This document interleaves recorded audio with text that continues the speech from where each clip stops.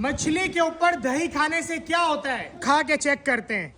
मैं तो नहीं खाऊंगी गर्मी में मछली। दांत पक गई है। तो मेरे भाई लाइट आने का भी हमने इंतजार नहीं किया, फिश आ गई हमारे सामने गरम गरम। बिस्मिल्लाह करके शुरू करते हैं। बिस्मिल्लाह करो।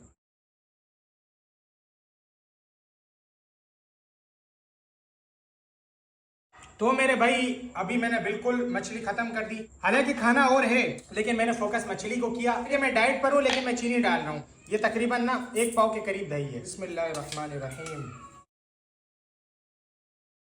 अभी आखिरी चम्मच।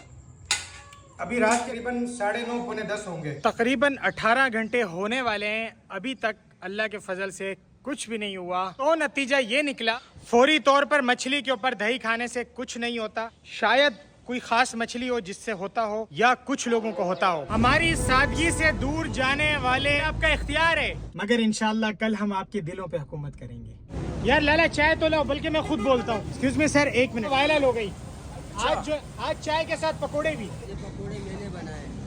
नहीं करो।